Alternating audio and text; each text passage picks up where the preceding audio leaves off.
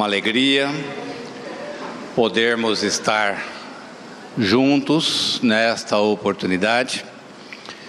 Nós transferimos para cá por causa do local acolher mais companheiros, mas o Centro Espírita Luz e Verdade da 15, está completando 88 anos de trabalho. A gente sempre gosta de frisar ininterruptos, numa luta muito grande em servir, acolher, ajudar, orientar de todas as formas que esteja na nossa disposição e possibilidade, Uma gama de companheiros aos quais somos extremamente gratos pela dedicação, pelo companheirismo, pela amizade e tudo mais que envolve essa convivência, formando uma família de trabalho dentro do bem. Então eu quero agradecer a esses irmãos por estar conosco nesta luta. Mas quero agradecer também aos irmãos da espiritualidade, aqueles que nos acompanham, nos auxiliam, nos orientam, nos intuem em todas as atividades que o Centro Espírita Luz e Verdade vem realizando. Isso nos fortalece, trazendo para cada um de nós uma segurança dentro do trabalho, segurança conosco mesmo, segurança nas nossas famílias, pois temos como meta, dentro do Centro Espírita Luz e Verdade, o setor de sermos úteis, de alguma forma, produzir um trabalho que seja útil.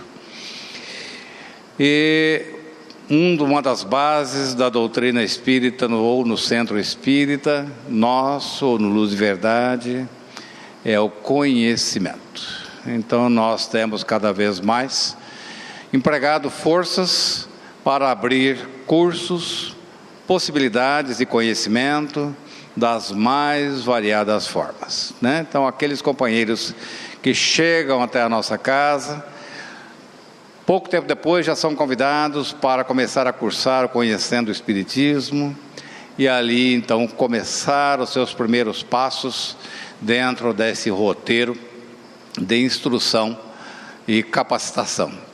Pois nós temos assim a ideia de que aquele que conhece, aquele que se conhece, aquele que forma a sua estrutura mental, emocional, ele se auto-ajusta, se auto-suporta, precisando menos de auxílio. E ao invés de ser alguém para ser auxiliado, ele passa a ser alguém a auxiliar, Então essa é a ideia que nós temos e temos lutado com ela há um bom tempo. Para comemorar esses 88 anos, nós convidamos o nosso companheiro Jorge Elahá, que se prontificou, de uma forma muito agradável a estar conosco hoje. Nós até frisamos hoje, foi um convite de longa data, foi 2 anos de espera até conseguir, que desse certo, já planejando uma data para ele estar aqui conosco. E nós estamos extremamente alegres e felizes por tê-lo conosco, nesta comemoração, trazendo as suas palavras de grande sabedoria, trazendo então essas informações tão importantes que foi hoje no dia. Desde cedo nós estamos juntos, em atividades desde as 9 da manhã, e agora falaremos o encerramento com essa palestra com o tema Jesus, Mestre de todos nós, Então, para isso, convido o Jorge Elahá para assumir a palavra aqui.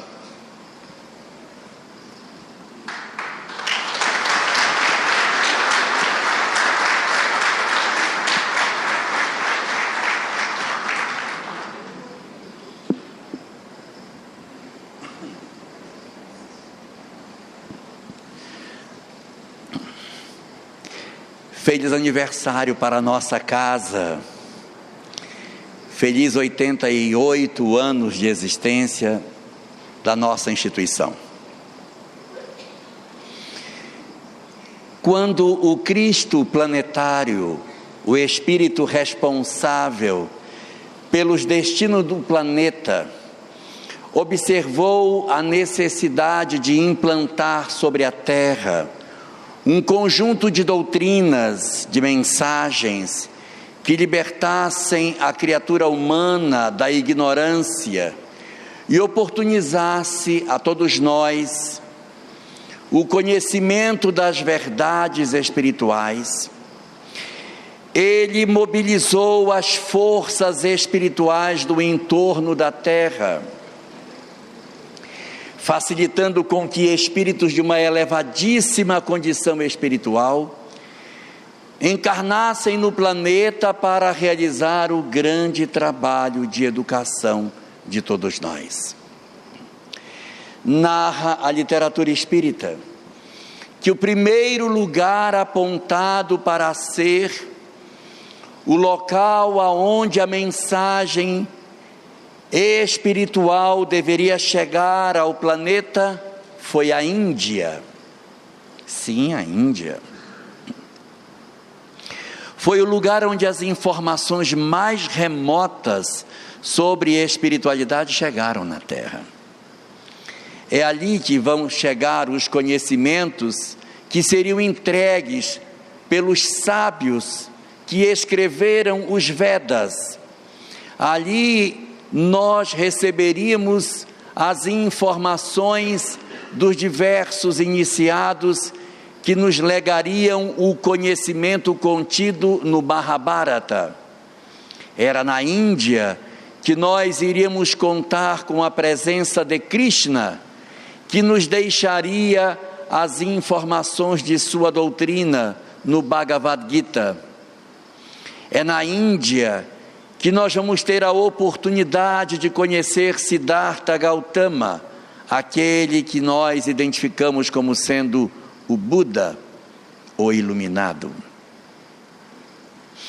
Todas essas verdades espirituais chegavam do mundo espiritual para a formação da primeira escola espiritual que o planeta teria, Hélio. É o primeiro ambiente de formação espiritual para o nosso planeta. E foi exatamente ali, a partir da construção dessa grande escola espiritual, que uma quantidade inumerável de espíritos de uma evolução espiritual significativa aportaram nas escolas da Índia para levar esse mesmo conhecimento para outros lugares da Terra. Eles chegavam na Índia, ali se apropriavam de uma doutrina chamada a doutrina secreta, e pegavam essa doutrina, apropriavam-se dela e depois divulgavam essa doutrina em outros lugares do planeta, no Egito, na Grécia, Israel e nos outros inúmeros lugares aonde o conhecimento espiritual teve a oportunidade de chegar. Os grandes iniciados hindus se apropriavam do conhecimento da chamada doutrina secreta e levavam essas verdades para outros lugares do nosso planeta. Por que era chamado de doutrina secreta, não é? É porque as verdades que a doutrina secreta trazia não era entregue para todo mundo, por isso que era a doutrina secreta. Nesse período, as religiões elas eram divididas de acordo com a pessoa. Os que eram mais esclarecidos, os que conseguiam compreender as verdades espirituais, para esses, a doutrina secreta. Para os mais ignorantes, os menos interessados nos valores do espírito, a doutrina comum. A doutrina comum era cheia de rituais, cheia de deuses, cheia de muitas alegorias, de muitas práticas exteriores, de muitas formas através da qual as criaturas percebiam que elas, na verdade, estavam buscando as verdades espirituais nos cultos exteriores. Então não era uma doutrina voltada para o conhecimento e para a transformação das criaturas. Já a doutrina secreta, totalmente diferente.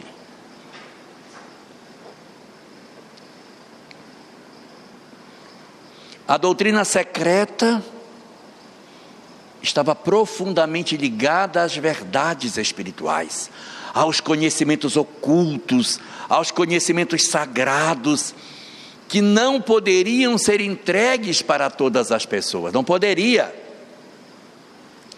Elas não poderiam ser entregues porque aquele conhecimento, na mão de pessoas menos esclarecidas, poderia ser perigoso. Anos mais tarde, no Egito Antigo, Hermes Trismegisto, que foi um grande mestre da doutrina secreta no Egito, diria o seguinte: a doutrina secreta não pode ser entregue para todo mundo, porque se os fracos tiverem notícia da doutrina secreta, eles vão ficar loucos, eles vão enlouquecer. E se a doutrina secreta for de conhecimento dos maus, eles a usarão como arma de destruição dos outros e de si mesmos. Por esse motivo, a doutrina secreta nunca foi colocada no papel. Ninguém escreveu, para que ninguém se apropriasse dos textos. E como é que essa doutrina ela era entregue para os discípulos? Da boca para o ouvido. Então, os Vedas não eram escritos, era tudo na tradição oral.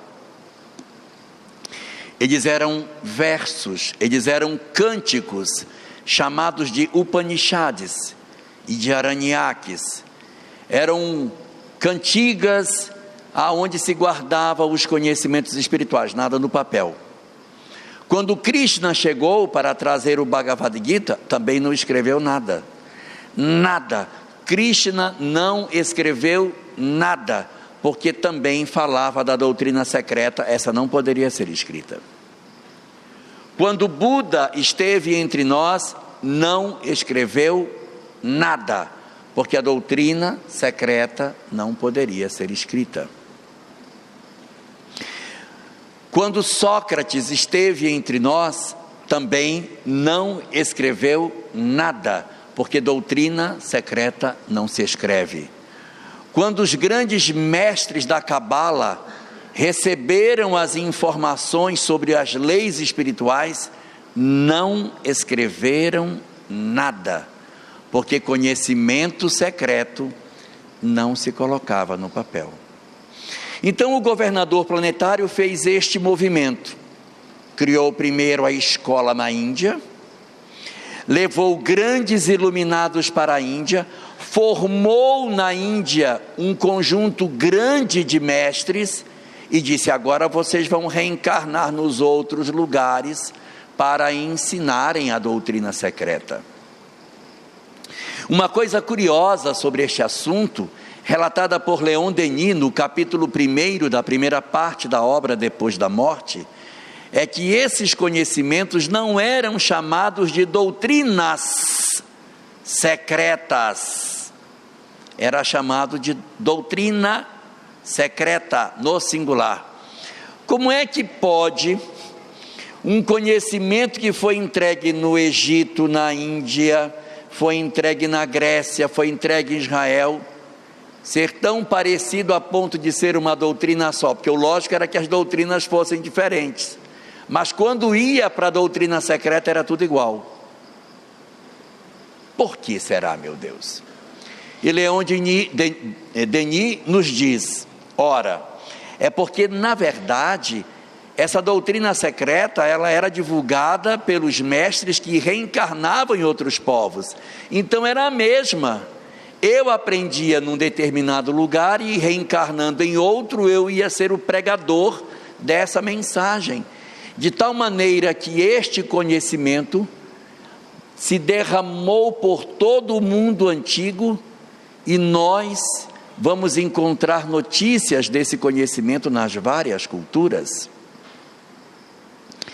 Nos Vedas, por exemplo, existe um verso que diz assim: se não vos transformardes, apenas vos condenareis a renascer em outros corpos, e quiçá em outros mundos. Os Vedas sabiam inclusive de transição planetária, e os Vedas são tão antigos que ninguém sabe quando foi escrito. Vocês vão encontrar as mais diferentes datas de quando ele surgiu, e não tem nenhuma, porque ele é tradição oral, ninguém sabe quando foi que apareceu. Todos que se referem aos Vedas, referem-se a eles como sendo textos antigos. Dentro do pensamento de Krishna, no Bhagavad Gita, há um momento no canto 2º, no versículo 22, aonde Arjuna pergunta para Krishna: qual o destino das almas que não conseguirem alcançar a perfeição durante a existência corporal? E o Krishna responde: da mesma forma que o corpo troca de veste, o espírito também trocará de corpo tantas vezes quantas se fizerem necessárias. As informações e a precisão do pensamento de Krishna são impressionantes com relação à lei de causa e efeito, sobre as verdades do espírito, sobre todas as coisas que dizem respeito à manifestação de Deus no universo. Nós ocidentais não temos lá muita intimidade com o pensamento de Krishna. Krishna é meio distante de nós, mas existe uma parte do pensamento de Krishna que eu acredito que muitos aqui conheçam. Os que são da minha idade conhecem. É o momento no qual Arjuna pergunta para Krishna: mas afinal, quem é você? E o Krishna então responde quem é ele. Diz o Krishna: eu sou a luz das estrelas, eu sou a cor do luar, eu sou o início, o meio e o fim, eu sou a mãe, o pai e o avô, o filho que ainda não veio. Já viram isso? Não, é Bhagavad Gita mesmo. Mas é verdade, Lígia, é verdade. O que o Raul, não é bem o Raul, né? O Raul é o cantor, mas o autor, que é o Paulo Coelho, o que ele fez? Ele foi no Bhagavad Gita, pegou um trecho e colocou. Qual é o nome da música? É Gita. E se vocês olharem, não tem um, é G-I-T-A, porque Bhagavad Gita é G-I-T-A, mas se lê Gita. E Gita em sânscrito é canção. Então ele está falando canção, porque Bhagavad Gita significa a canção do Senhor. Gita. Ou seja, o conhecimento de Krishna é um conhecimento que às vezes não nos chegou de maneira direta, mas chega de forma indireta pelas verdades que a gente tem. Hermes Trismegisto, por exemplo, dizia umas coisas impressionantes. Ele viveu 2500 anos antes do nascimento de Jesus. Dizia Hermes assim: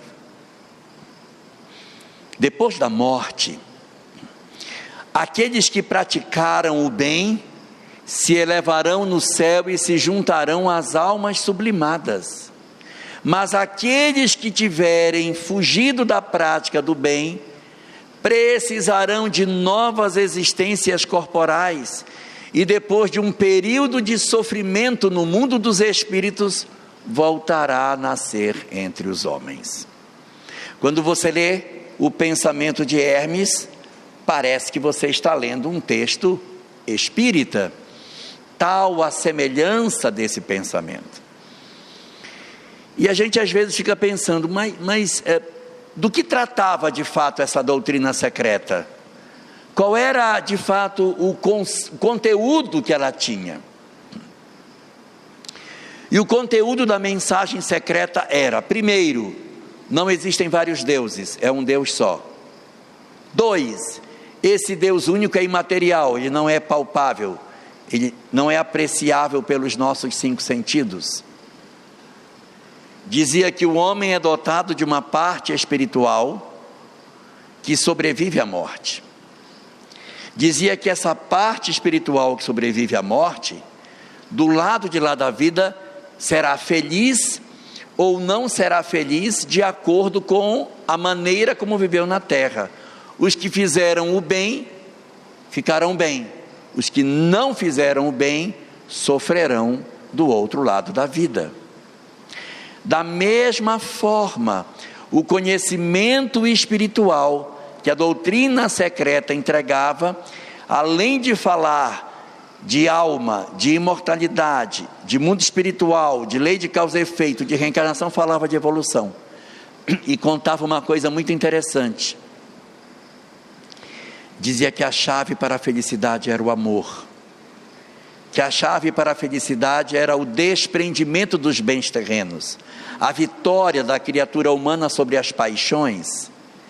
E também dizia que o perdão era o grande instrumento para a felicidade das criaturas. O amor, o desapego e o perdão eram apresentados pela doutrina secreta como a consequência moral do conhecimento. Ensinava-se os conhecimentos espirituais, e depois de se aprender sobre os conhecimentos espirituais, se dizia: muito bem, de posse de todas essas verdades, eu agora vos direi como deveis viver para que possais ser felizes do outro lado da vida. Então, se existe Deus, se Ele é imaterial, se existe alma, se ela é imortal, se existe a lei de causa e efeito, se existe a reencarnação, se existe a felicidade, a chave para tudo isso é o amor, é o desapego e o perdão. Essa era a síntese da proposta moral que a doutrina secreta entregava. Você mergulha nos Vedas, você vai ouvir amor, desapego e perdão. Você se aproxima de Krishna, ele vai dizer a mesma coisa: amor, desapego e perdão. Você se aproxima de Buda, e o Buda vai dizer a mesma coisa: amor, desapego e perdão. Hermes, Sócrates, todos dirão a mesma coisa, porque todos estão ligados a uma mesma proposta, ou seja, o governador planetário, que é o espírito que toma conta do nosso planeta, ele que encaminha esses vários iluminados para que eles pudessem trazer a doutrina secreta para cada lugar. E o interessante é que todas as vezes que essa doutrina secreta chegava, ela possuía o dom de despertar as criaturas da sonolência espiritual. Havia uma quantidade grande de espíritos ignorantes, desconhecedores das leis espirituais, apenas dormindo, sem uma compreensão maior da vida. Vinha uma onda como essa, de um conhecimento desse, vinha uma revelação dessa, e quando essa revelação chegava, um conjunto grande de espíritos despertava. Os Vedas despertaram muita gente. Krishna, um monte de gente. O Buda, um monte. Sócrates, Hermes, todos eles produziram grandes despertamentos de espírito, porque suas doutrinas eram incríveis, eram semelhantes, mas eram fascinantemente despertadoras.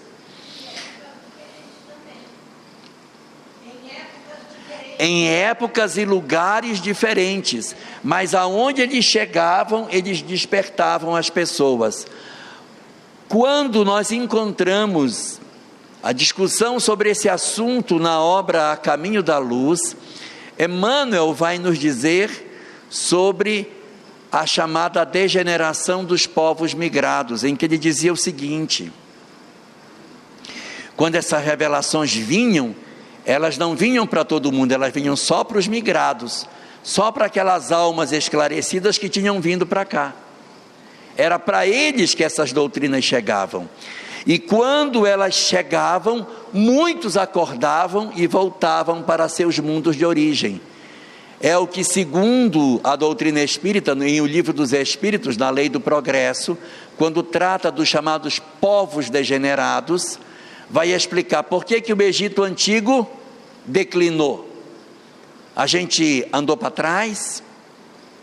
Não, é que os mesmos espíritos não estão mais lá.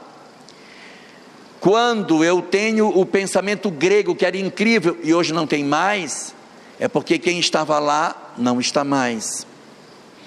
Então, sempre que uma onda de revelação chegava, acordava uma quantidade enorme de espíritos, e por conta disso, aquela civilização entrava em declínio.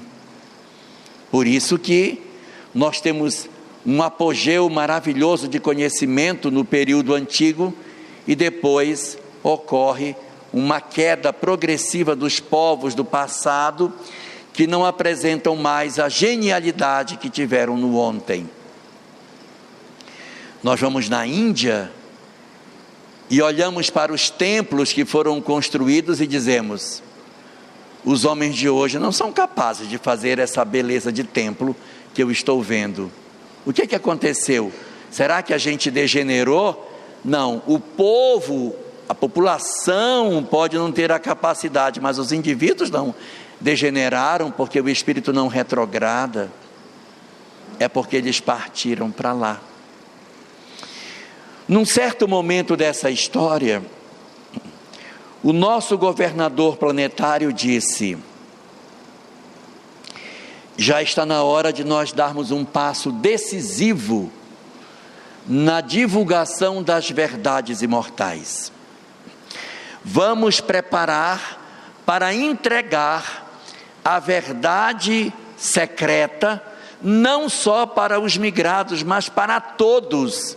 Iniciava-se o período das chamadas revelações universais.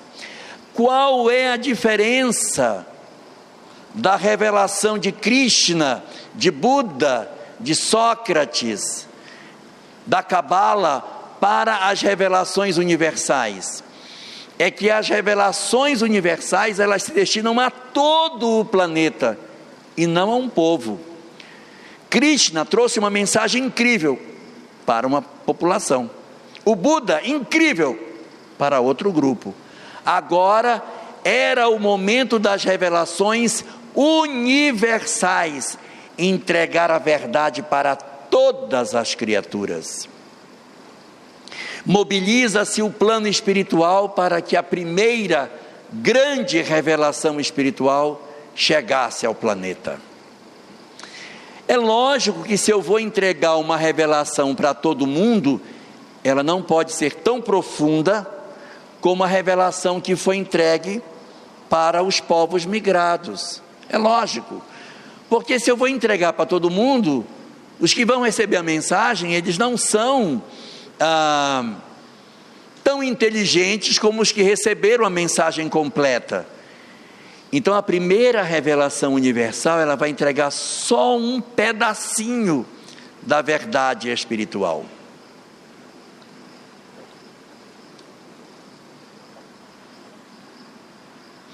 É um conhecimento bem pequenininho que vai ser entregue na primeira revelação universal.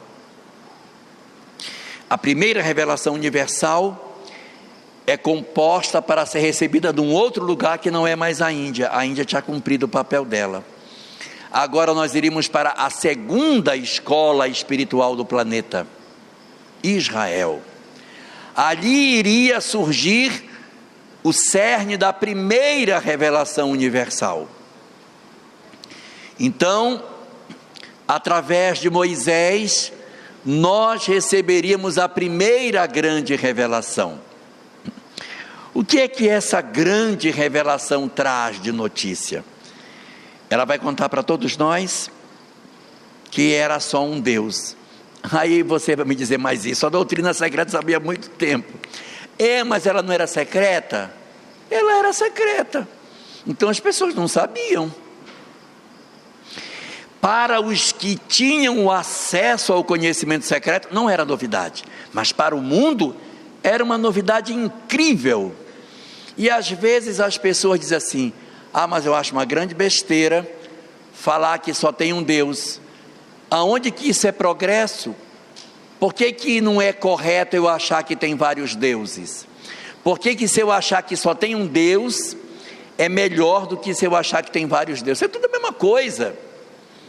Vários deuses, um Deus só, não tem diferença nenhuma, mas tem, sabia? Tem. Quando a gente acredita que existem vários deuses, como é que a gente pensa? Que existe um Deus que me criou, e existe um outro Deus que criou o chinês. O chinês foi criado por um outro Deus lá para o lugar dele. E existe um Deus que me criou. Se eu sou criado por um Deus, e o chinês é criado por outro Deus, qual é a minha relação com o chinês? Nenhuma. Pode matar? Pode, não é nada para mim, eu vou matar. Então isso de certa maneira predispõe a eu olhar para o outro e dizer, ele é diferente de mim, ele é criatura de outro criador, eu não tenho vínculo nenhum com ele que se dane, vou tomar a terra dele, vou matar, porque não existe nenhum vínculo. Quando você estabelece que só existe um Deus, eu sou criatura desse Deus, e o chinês também. Quando eu olho para o chinês e sei que ele foi criado pelo mesmo Criador que me criou, eu sinto que existe uma relação entre nós dois, e eu já olho para ele e digo, ele também é criatura da mesma fonte que eu, a mesma fonte que me criou, criou ele também. Então, como é que eu vou destruir aquilo que o meu Deus criou? Porque é esquisito, não é? Não foi meu Deus que criou o outro, como é que eu vou matar o outro se ele foi criado pela mesma força que me criou? Não está correto isso. Somente a ideia de um Deus único, se ela fosse bem entendida, ela determinaria o fim das guerras, o fim da violência, inauguraria a harmonia entre os povos e faria com que o mundo vivesse em paz, porque todos nos sentiríamos filhos, frutos da mesma fonte. Essa verdade espiritual, ela chega e vem nos trazer uma possibilidade de mudança incrível na história da humanidade. Mas o que acontece com o povo que recebe essa revelação? O povo que recebe essa revelação diz, a revelação é minha, eu sou o povo escolhido e esse negócio é meu, e acaba ficando com a revelação só para si, quando esse conhecimento deveria ter sido divulgado. Tanto isso é verdade, que de Jesus até Moisés, são 1.300 anos, a mensagem chega quando Moisés está aqui, e 1.300 anos depois, só tem um povo monoteísta na terra, ou seja, ninguém fez nada. Passou 1.300 anos, e o povo judeu não ensinou a ninguém que só tem um Deus, continuou todo mundo cultuando vários deuses, como se a verdade fosse o politeísmo. E isso é muito impressionante, como é que a gente conseguiu passar mais de um milênio sem nenhuma mudança no nosso pensamento religioso. E tem algumas pessoas que dizem assim, mas quem garante que quem está certo são os judeus? Porque a gente sempre não fala assim, olha, se tem um monte de gente dizendo uma coisa, vamos pelo que a maioria diz, né? Mas por que no caso do monoteísmo, ao invés de a gente ficar com a maioria que dizia que eram vários deuses, a gente ficou com a minoria? o correto era dizer, está todo mundo certo e os judeus errados. Mas a gente fez o contrário, a gente ficou com a minoria e sacrificou a maioria. Por que que o monoteísmo é certo e o politeísmo é que não é o certo? Se a gente for observar as religiões politeístas, a gente vai perceber que nas religiões politeístas só tem um Deus que cria. Só tem um Deus que cria, os outros não são criadores, são protetores. Se você pega os deuses da Grécia Antiga, você tem Zeus que cria, e o resto é deusa da agricultura, deusa da caça, é o Deus do sol, é o Deus do amor, Deus do vinho. Eles não são criadores, eles são protetores. E isso se dava por conta da mediunidade. Eles viam vários espíritos comunicantes, não pode ser um só. Por isso que os deuses politeístas têm sentimentos humanos, porque era na verdade a comunicação mediúnica que se estabelecia. Então, aonde você tem vários deuses, na verdade você não tem vários deuses. Você tem um Deus e vários protetores que são chamados de deuses. Aonde você tem monoteísmo, você tem só um Deus.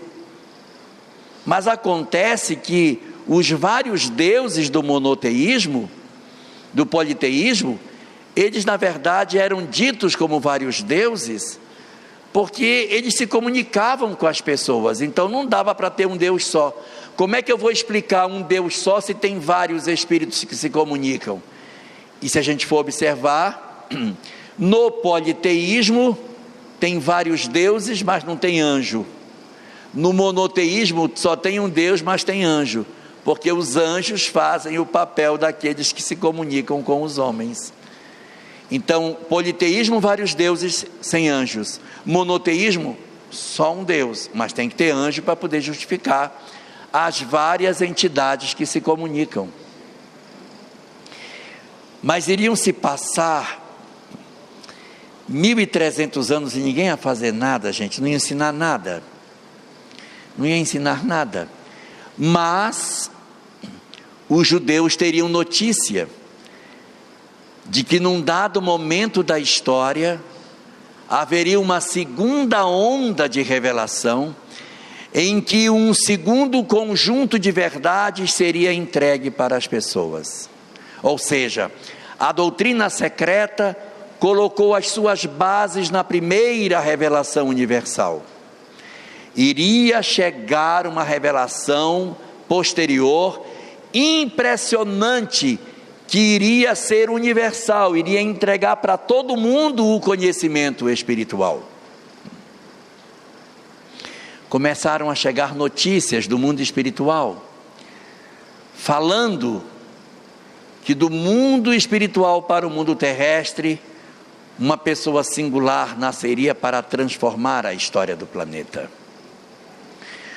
Os judeus chamavam esta figura de Messias, Machia, aquele que é o ungido de Deus. Ele viria para transformar a história da terra, ele viria para modificar todos os conhecimentos que existiam. As profecias sobre sua vinda diziam mais ou menos assim: abrirei a minha boca em parábolas e publicarei coisas ocultas desde a fundação do mundo. Ou seja, quando o Messias viesse, o mundo saberia de coisas que nunca soube. Seria uma revolução no pensamento da humanidade, porque teríamos a possibilidade de travar contato com as verdades incríveis que o Messias traria.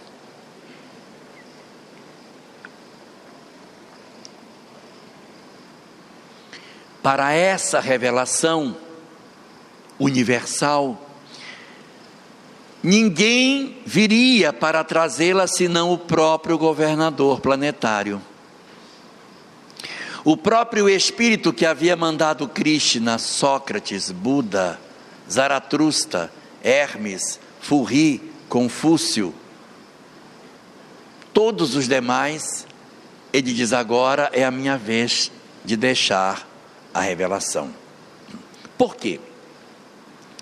Porque a revelação que viria agora seria mais um capítulo da verdade universal, da verdade secreta. Só que, diferente daquilo que os outros haviam entregue, não era possível entregar tudo, porque as pessoas não conseguiriam entender toda a lei.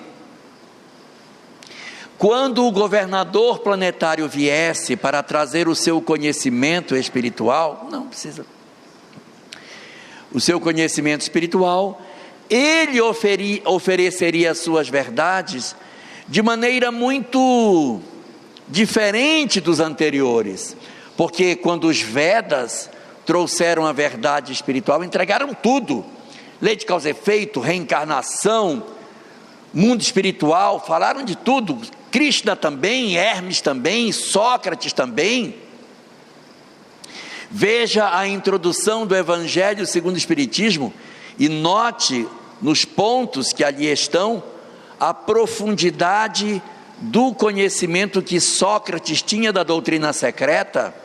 Ele tinha as verdades da doutrina secreta toda na mão.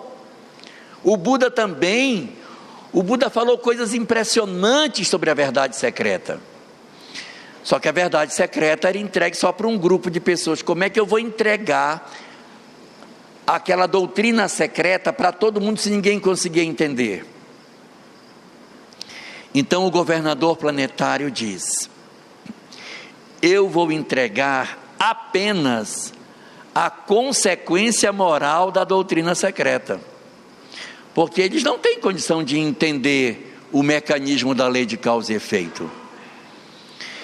Mas eu vou entregar só a parte moral: amor, desapego, perdão. É isso que eu vou ensinar para eles. Só que se um de vocês for, talvez não tenha tanta intensidade de amor para convencê-los, porque não vai poder se apoiar nos conhecimentos espirituais. Então eu vou, porque eu vou impregnar de amor a mensagem como nenhum dos outros poderia fazer. Então, para pregar amor, sem ter a ferramenta do mundo espiritual, sem ter a ferramenta da reencarnação, era preciso um espírito que amasse muito, para poder impregnar de muita intensidade essa verdade. Quem vem trazê-la? O próprio governador planetário. Ele renasce entre nós com o nome de Jesus. Jesus de Nazaré é, na conceituação daquilo que a doutrina espírita nos apresenta, o governador planetário, ou seja, o tutor geral do planeta, o espírito que tutela a Terra desde a sua formação. E ele vai trazer os seus ensinamentos. Se nós olharmos o pensamento de Jesus, nós vamos encontrar a sua doutrina centrada em amor, desapego e perdão. Mas você não encontra na doutrina de Jesus a robustez da doutrina secreta que você encontra em Krishna, encontra em Buda, que é claríssimo, não tem dúvida. Você lê os corpos herméticos de Hermes Trismegisto, está tudo lá dentro, sobre reencarnação, sobre o mecanismo da perturbação espiritual, está tudo lá, não tem nada escondido, está tudo claro. Você lê o Bhagavad Gita, você diz: mas isso aqui parece doutrina espírita, é idêntico. Quando você se aproxima da Cabala, você diz: meu Deus, isso aqui parece doutrina espírita. E a Cabala judaica, ela é muito parecida. Lá também tem reencarnação. Eu vou contar uma coisa da Cabala para vocês guardarem. Não é doutrina espírita, é Cabala. A Cabala diz o seguinte: que antes da gente renascer, nós passamos por um período no mundo espiritual em que a gente faz um planejamento do que vai acontecer conosco, igual a doutrina espírita fala. Então, antes de renascer, você passa por um período em que você planeja o que vai acontecer. Pode cumprir ou não, mas faz um planejamento. Aí avança a cabala. Como saber o que está planejado para nós? Diz a cabala: observe para onde a vida lhe leva. Preste atenção para onde a vida leva você. Uns se sentirão chamados para trabalharem no campo da ciência, outros se sentem chamados para o campo da filosofia, alguns têm chamamento para a religião, outros para o campo das artes, da educação, da política, disso, daquilo. Sinta os chamamentos que a vida lhe dá, observe, preste atenção e deixe com que o fluxo da vida leve você sem fazer força. Observe para onde a vida te convoca, para você ir conduzindo nessa direção. Como saber se eu estou andando no caminho correto ou errado? Diz a cabala. Observe se você ainda se sente interessado por todas as coisas. Se tudo lhe parece interessante, você ainda não descobriu o seu caminho. Quando a gente diz assim: ah, meu Deus, fulano, eu acho que vou fazer esse curso. Não, acho que vou fazer aquele. Não, mas fulano está bem, acho que vou fazer aquilo. Quando eu olho e tudo me chama atenção, tudo eu quero, eu ainda não descobri o que eu quero. Aí diz a cabala: você só vai descobrir o que você veio fazer quando você descobrir a desimportância das outras coisas. Enquanto tudo lhe for importante, você ainda não descobriu a que veio. Quando você descobre, as outras coisas deixam de ser importantes. Quando a gente olha assim as Olimpíadas e não fica: puxa vida, eu podia estar lá, né? Por que eu não fui um atleta? Gente, eu podia ser. Quando a gente não está mais olhando para cá, é porque eu já estou começando a descobrir para onde eu vou. E aí você vai descobrindo para onde você vai. Agora a cereja do bolo, que é a melhor de todas. E se você não sentir chamamento para nada? A ciência não me chamou, a filosofia, a religião, a arte, cultura, nada me chamou. Diz a cabala: se nada chamou você, você também já sabe aonde é o seu chamamento. Família. Engraçado, né? Olha como é parecido com a doutrina espírita, muito interessante. Então sinta em você, se não chamou, dedique-se à casa, cuide dos seus, dedique-se à família, faça tudo o que você puder. Se não teve nenhum chamamento profissional forte, é família para onde você vai, tá? Está resolvido o planejamento de todo mundo aqui. Então o governador planetário renasce como Jesus, e sua doutrina não traz a profundidade técnica de uma mensagem de Krishna, de Buda. Os próprios autores espirituais, como Joana de Ângeles, chegam a dizer o seguinte: que a doutrina de Jesus é muito fácil de ser entendida, não precisa de uma cabeça genial para entender, porque é só amar. É diferente você pegar uma pessoa e dizer: eu vou te explicar o pensamento de Krishna, aguarde até eu acabar. Eu vou te explicar o pensamento de Buda, tem muita coisa. Mas se eu for explicar para alguém o pensamento de Jesus, é muito fácil, é muito simples.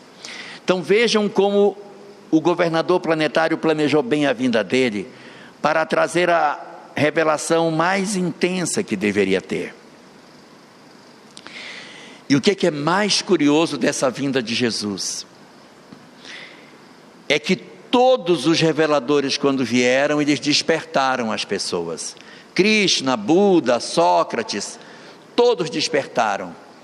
E Jesus, quando veio, impregnou de tanto amor, mas de tanto amor, que ele fez a maior de todas as movimentações espirituais que o planeta já teve.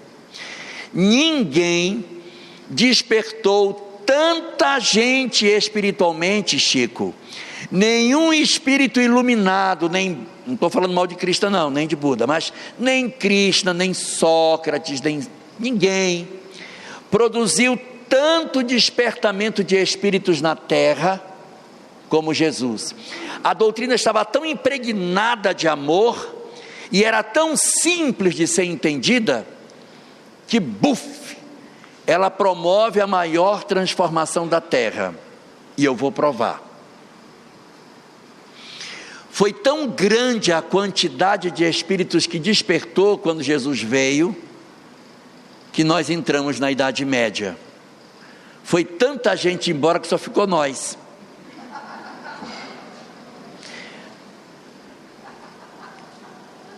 Despertou tanto espírito com a compreensão do amor que as portas do céu se abriram.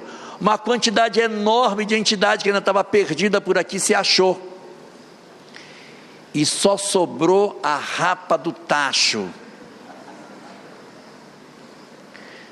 Nós somos tão ruins, que nós conseguimos pegar a mensagem do amor e transformar numa mensagem de perseguição. Para fazer isso tem que ser muito ruim, ó. Nós conseguimos pegar a mensagem de Jesus. Qual é a mensagem de Jesus? É o amor. Então, se é o amor, vou divulgar essa mensagem. Você concorda com o meu Senhor? Não. Não? Eu vou te matar então. Em nome do amor nós matamos. Em nome do amor nós queimamos as pessoas, torturamos. Imagine se não fosse em nome do amor, mas em nome do amor a gente fez tudo isso, o que é um equívoco muito profundo do propósito superior da mensagem que o governador queria nos trazer.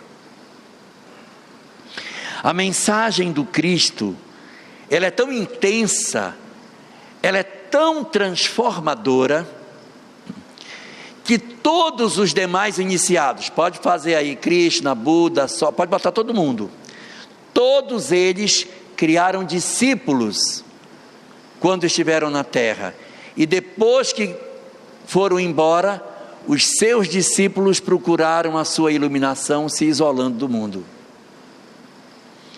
Jesus foi o único que disse: quer se iluminar? Vá trabalhar os que estão abandonados, os sofridos, os desgraçados. É surpreendente porque todos os demais ensinaram como que você faz para se iluminar. Se isole do mundo, corte seu cabelo de maneira diferente, coloque uma outra roupa. O Cristo disse: não, pode usar a roupa que quiser, conviva no meio das pessoas, só tem que cuidar uns dos outros. É através do outro que você vai chegar a Deus. Isso é tão impressionante que ele conseguiu transformar profundamente os conceitos que a humanidade possuía sobre o propósito superior da vida. É isso que converte Jesus num mestre singular, completamente diferente de todos os demais. Porque a mensagem de Jesus é uma mensagem que vai estar fundamentalmente ligada não a um ritual, a uma prática litúrgica, a um ensinamento complexo. É tudo muito simples. É para você amar o semelhante. É isso que eu quero que você faça. É muito simples. Ama teu próximo. Se você pegar a primeira revelação, a de Moisés, como se chamam as instruções, as 10, que Moisés recebeu no Monte Sinai? Como é que chama? Os mandamentos. Mandamento é mandamento, né? Eu mandei e vocês vão fazer. Se não fizer, vai ter consequência. A primeira revelação, ela é assim: você vai fazer o que eu estou falando. Jesus não trouxe mandamentos, ele trouxe ensinamentos. Você segue se você quiser. Ele trouxe da doutrina secreta todas as verdades espirituais que a gente precisava em termos morais. Os ensinamentos morais da doutrina secreta ele entregou todos. Se você pudesse ter a chance de entrar na escola da doutrina secreta e dizer qual é a conduta moral que a doutrina secreta diz, o iniciado iria dizer: a doutrina secreta é amar, desapegar-se, perdoar. Essa é a síntese da conduta da doutrina secreta. E o Cristo veio e entregou exatamente isso. Mas ele não entregou todos os conhecimentos espirituais. E ele justifica por que ele não entregou. Ele diz: eu não posso entregar para vocês tudo, porque vocês não suportariam, porque a minha doutrina é para todo mundo, e vocês não teriam condição de suportar. Mas no futuro, a doutrina secreta será entregue para todos. Passa-se o tempo, e numa nova onda, a doutrina secreta vem para todo mundo, deixando de ser secreta. A doutrina não é mais secreta. Quando Leon Denis trabalha essa questão no livro Depois da Morte, ele diz: Jesus é a revelação para todos da parte moral da doutrina secreta. Ele pegou a doutrina secreta e disse: qual é a parte moral que ela tem? Me dá isso aqui que eu vou entregar. Então ele entrega a parte moral, mas ele não diz por quê, só tem que amar o inimigo. E se eu não quiser? Bom, se você não quiser é problema seu, mas é para fazer. E se eu não fizer? Aí você não faz. Tudo bem. Não há uma consequência na lei daquilo que Jesus nos ofereceu para o descumprimento dos seus ensinamentos. Jesus ensinou o que fazer, mas ele não disse por que fazer. Por que eu tenho que amar o inimigo? Essa resposta não está no Evangelho.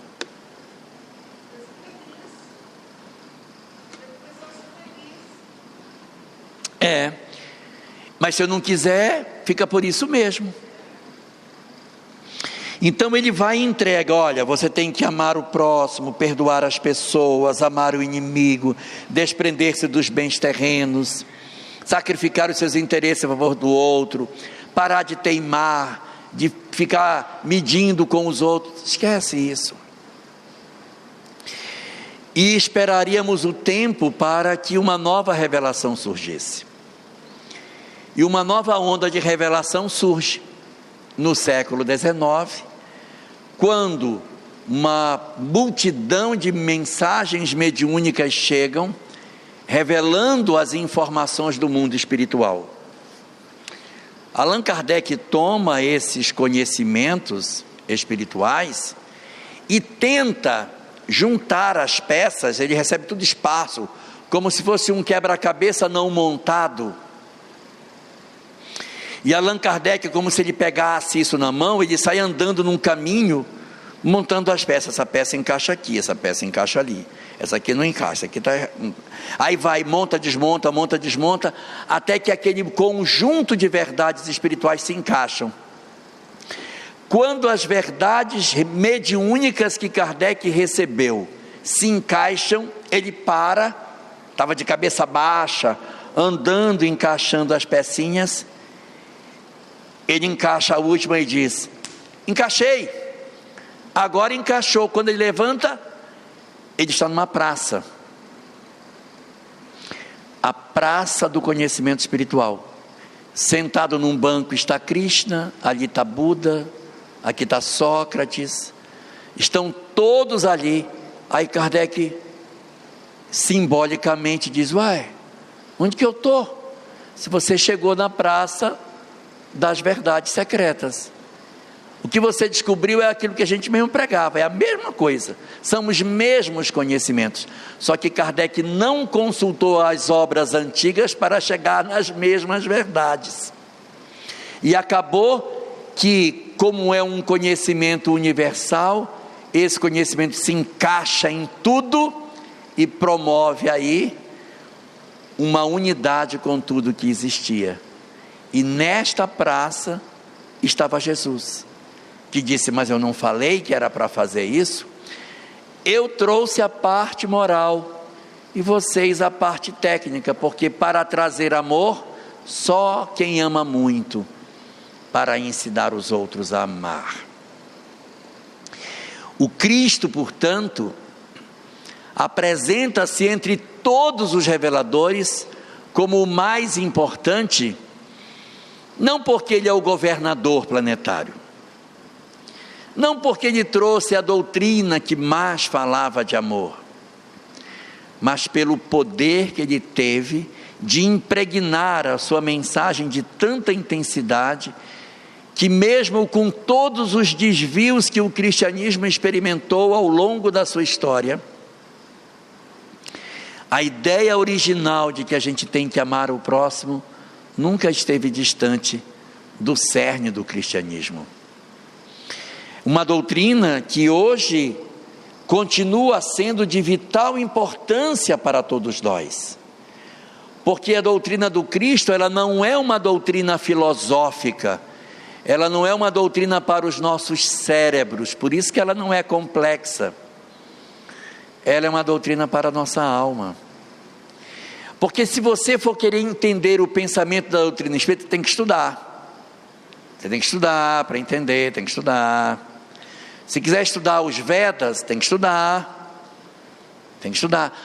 Todas essas doutrinas você tem que estudar para entender. A do Cristo é diferente. Entregue-se. Ame em intensidade que você já está alinhado com o pensamento dele. Por isso que ele é o maior dos mestres. Porque ele consegue sintetizar a mensagem em poucas coisas e de uma maneira absurdamente prática para todos nós. Muitas pessoas consideram a doutrina de Jesus como uma doutrina ultrapassada. Isso aí já é velho, já tem 2000 anos. Quando que Jesus fala das coisas que são do agora? Mas fala. Fala não. Hoje a gente vive um problema grave de ansiedade no mundo, mas Jesus falava de ansiedade. Não vos preocupeis com o dia de amanhã, porque o dia de amanhã cuidará de si mesmo. Basta cada dia o seu mal. E a depressão, que é um negócio terrível hoje. Vinde a mim todos que vos achais cansados e aflitos, e eu vos aliviarei. Mas ele não fala sobre as preocupações do mundo de hoje, as aflições que a humanidade possui, todos os dramas que a gente atravessa. Bem-aventurados os que sofrem, porque serão consolados. Mas a gente fala tanto de transição planetária, e eu fico querendo uma informação de como fazer para poder permanecer na Terra, porque eu estou com medo de ser exilado do planeta. Bem-aventurados os mansos, porque eles herdarão a terra.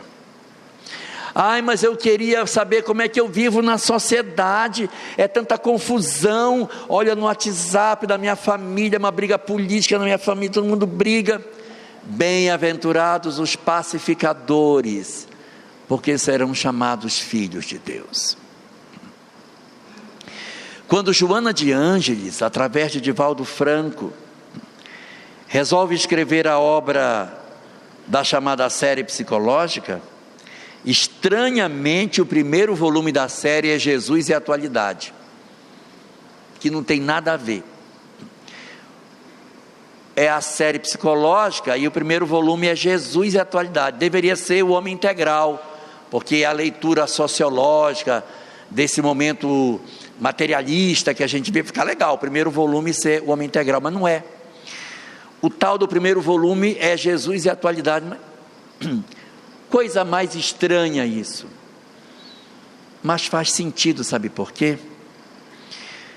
Para a criatura moderna, que vive a braços com tanta dificuldade, ela precisa fazer um tratamento espiritual da sua alma, uma psicologia totalmente diferente. Eu preciso procurar um terapeuta que tenha condição de acolher a minha alma em sofrimento. Então o primeiro volume da série é o cartão de visita do terapeuta. Quando você vai fazer uma terapia, e você chega no consultório do terapeuta, tem os diplomas dele na parede assim, para você ver onde ele esteve, onde ele se formou, o que ele estudou.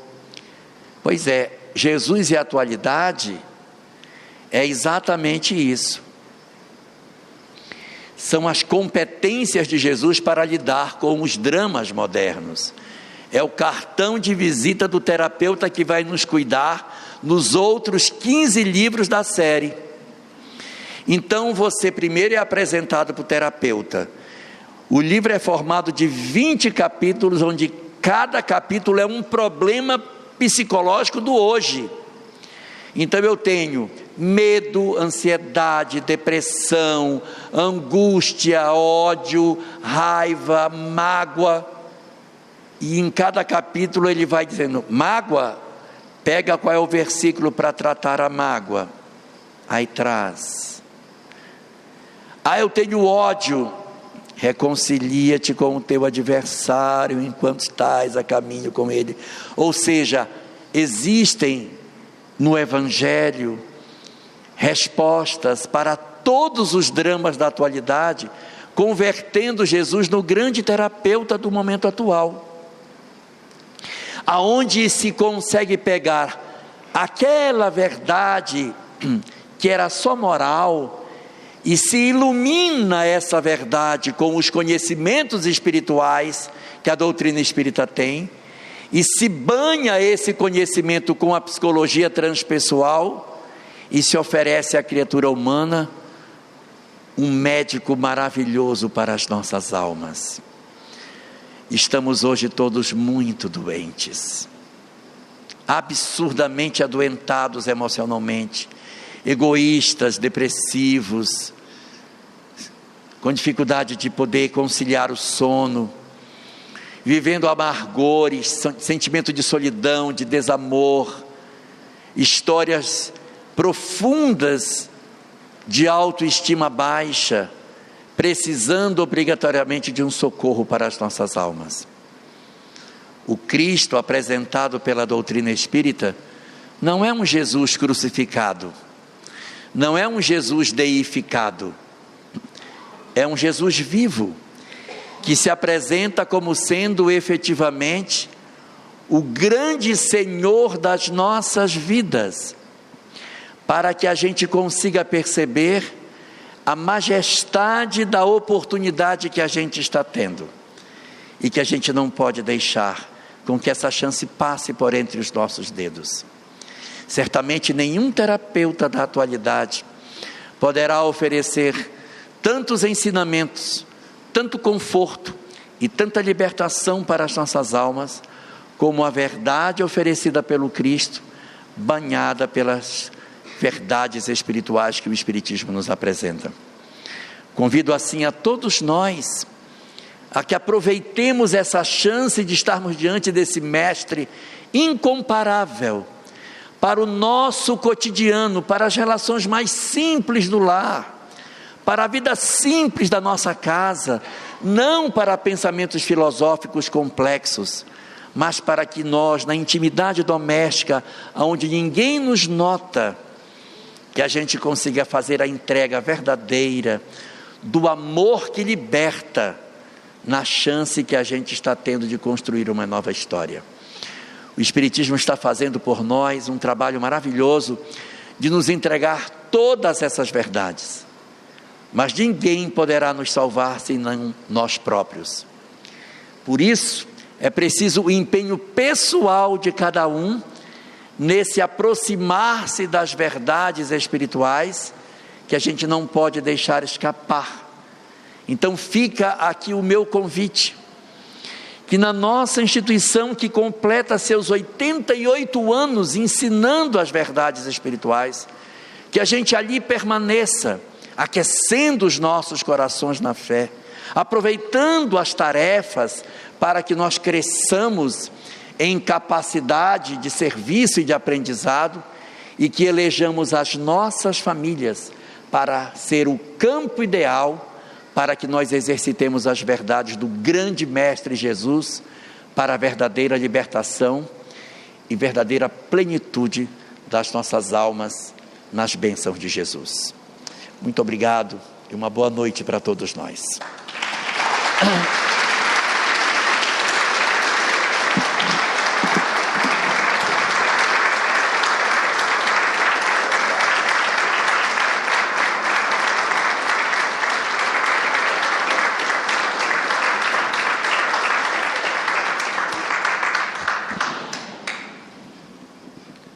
Muito bom. Nós temos somente a agradecer ao Jorge por essa oportunidade, por essas horas juntos, pelos seus conhecimentos, por tudo aquilo que aprendemos. Ele ganhou um espaço a mais nos nossos corações. Vá de retorno com a nossa gratidão, com o nosso amor, com o nosso respeito pelo seu trabalho, pois daqui estaremos sempre orando, desejando que Deus lhe dê muitas forças para continuar esse trabalho maravilhoso que você está levando a tantas criaturas. Que Deus te abençoe e que possamos sempre estarmos juntos.